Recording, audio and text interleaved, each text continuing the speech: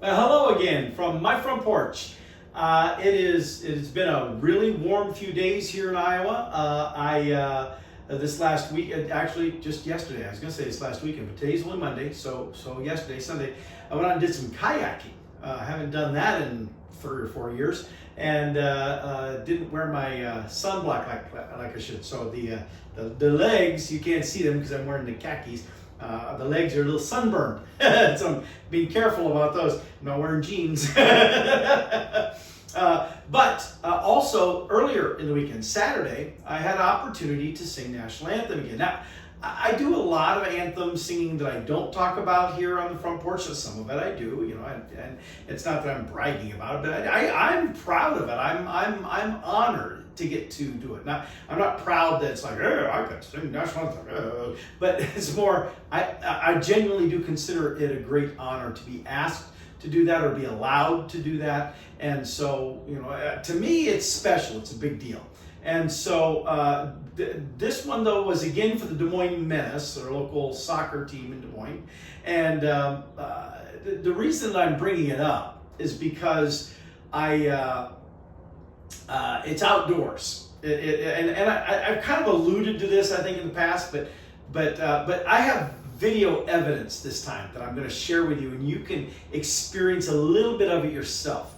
And what it is when you stand out on the field or to the side of the field to sing National Anthem at this venue, because it's an outdoor field, you're standing there and you hear yourself sing, "Oh, say, can you see?" And you can hear yourself in your own ears, you can hear yourself.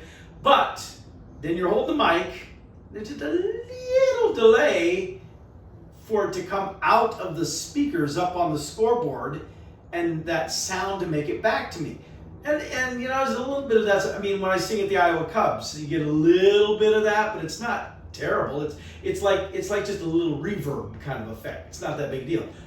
But the sound comes off the scoreboard over here or to my right, and it travels down across the field, and at the other end of the field is the main building where the locker rooms are and the concession stands and all that stuff.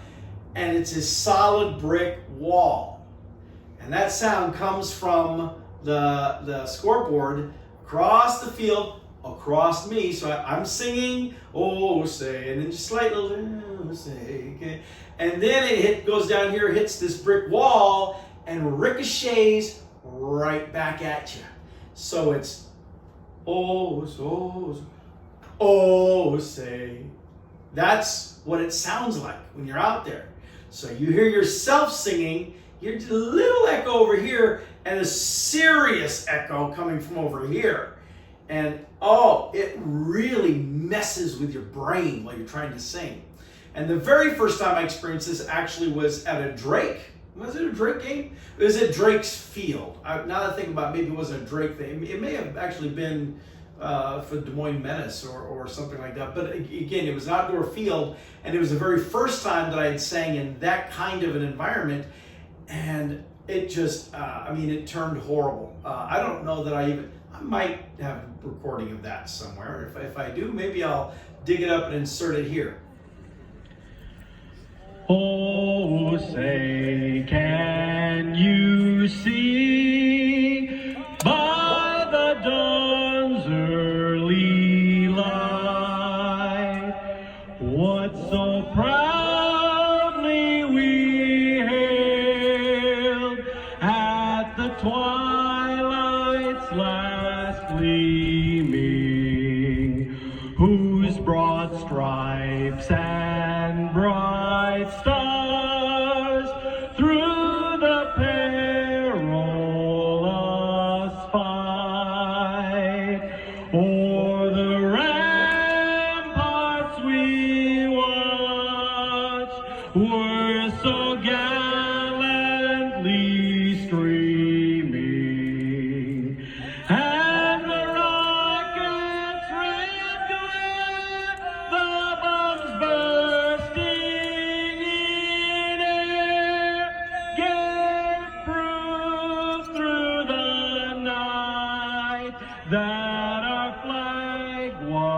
still there. Oh, say does that star-spangled banner yet wave o'er the land of the free and the home of the brave. There you go. That was it. Regardless, that was for me, that was a bad singing, because it was I slowed the song way down because I'm hearing the echo coming, and I couldn't keep up. So what I have since learned, just the point of the story, what I have since learned is to take earplugs, put them in my ears when I'm going to be singing outdoors like that, so I don't have to worry about that as much. Now, the earplugs I use, they're just cheap ones you got them at Walmart or something. So it's not like they completely mute all the sound. They're not noise canceling completely. Although maybe I should look into some of those. But they buffer it a bit more. Still doesn't completely fix the issue. And so there is a tremendous amount. Let's just say it's a good thing that I probably could do the song in my sleep now. Because I'm not able to think about what I am singing when I'm in that context. What I have to do, I'm facing the flag already, and I stare at the flag, and I just zone out. All I'm looking at is the flag. Sometimes I will even close my eyes. Hold the mic in my left hand, put my hand over my heart, my right hand, I'm singing, and sometimes I will close my, and I am focusing, I am concentrating on simply powering through the song, no matter what else I'm hearing from anywhere else. And so I do my best to ignore that. And so the flip side is that now that I do it that way, it actually kind of works out, I think, that in those situations, I sing a little faster because I am focused not on performing the song, but on powering through the song. And so when you're powering through something, you've added a little extra oomph to it, and so we move a little faster. And so I'll let you be the judge of it, because here is my National Anthem performance from this past Saturday at the Des Moines Menace. Here you go. Oh, say, can you see by the dawn's early light what so proudly we hail at the twilight's last gleaming, whose broad stripes and bright stars through the perilous fight o'er the ramparts we watched were so gallantly streaming, and the rockets red glare, the bombs bursting in air, gave proof through the night that our flag was still there. Oh, say does that star-spangled banner yet wave o'er the land of the free and the home of the brave? Let's hear it for Paul Smith.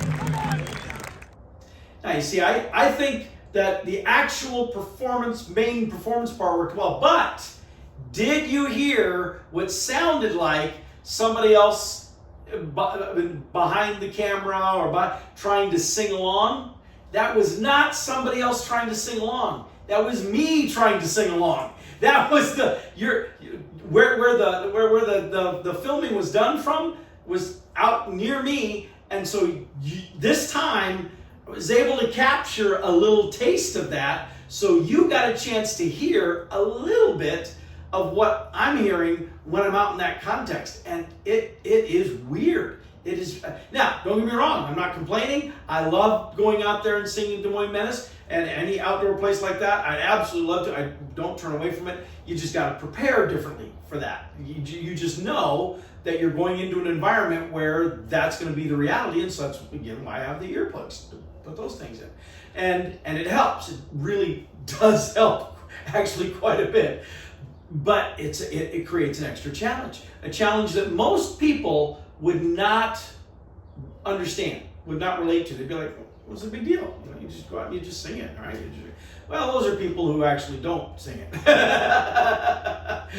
It's like with anything else. When you hear somebody say, well, I don't know what the big deal is, just go to it. That tells me you're somebody who's never actually done whatever that is, because if you did, you would know there's more to it. That's more complex than what you think it is. Now, I'm not, again, trying to brag or trying to elevate myself, trying to say, ooh, Paul, he's so cool. Look, he goes out there and sings National Anthem. Look, he's so good, he can power through this. No, that's not what I'm trying to say. I've mentioned this before, I know, in some other episodes when I've sang at an outdoor venue that had this kind of echoey effect. And you know, I describe it, but it's difficult for people to imagine. Well, now I wanted to be able to share that with you because I wanted you to get that little taste, that little feel for what that's like. It's like, if you recall, a couple years ago or so, I did the video of the National Anthem from out at the State Fair, and that time I instead of it just being filming me singing National Anthem up on top of the roof, I had also a camera set up showing what it looked like down on the Grand Concourse where people were walking around while I'm singing, because the first time I did it out there, I almost lost it laughing, because you're standing up on this roof that nobody expects someone to be up there, and you're standing up on this roof singing, and you have a microphone, and it's the speaker, it goes through all the speakers, so at the entire state fairgrounds, everywhere in the fairgrounds, they hear this National Anthem being done.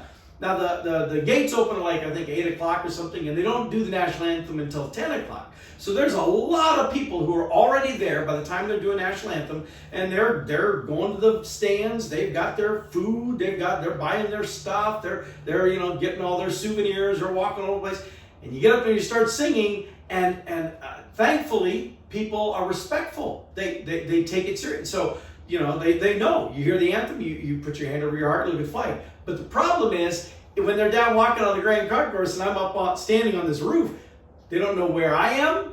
They're not sure, you know, where they're supposed to face for the singer. There's American flags everywhere, all over the back of the grandstand, other places. They're not even sure which flag they're supposed to look at.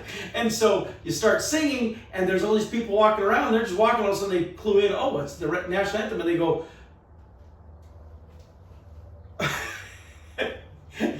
they eventually zero in on an A flag. Sometimes an eagle-eyed person will realize, oh, there's a guy up there, oh, hey. But then they don't do this to me, and they see me, and then they find a flag.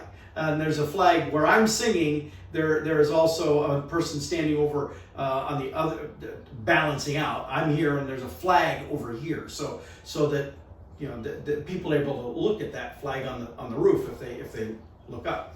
And so, but still, it's the same kind of thing where there's no echo that I have to deal with there, but it's the visuals. Because normally when I sing like a game or something, it's everyone please rise, put your hand over, you know, there's a whole big announcement.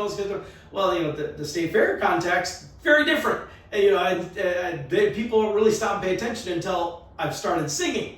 And then they all come to stop. And so that can be distracting, especially the first time. And so each subsequent year when I've done that, I know now to expect that, but I will also start singing, and sometimes, again, I will close my eyes because I want to get into it. Oh, say, can you see? And then I'll open my eyes by the dawn's early light, because by that point, people have started to coalesce and figure out what to do. Anyway, the trials and tribulations of anthem singing. But really, I do enjoy it. I love doing anthems. And if you know of anybody who needs a national anthem done, hey, I'm your guy right here.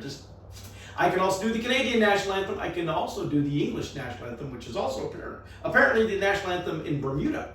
So, but I love doing the Canadian anthem as well. It's a really cool song, really powerful lyrics to that one too.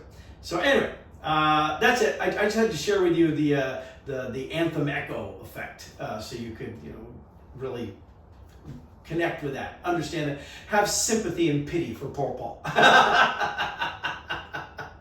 All right, well, with that, I need to get back inside and put some more aloe on my poor sunburned knees. And I'll let y'all go, and I'll see you next time From My Front Porch.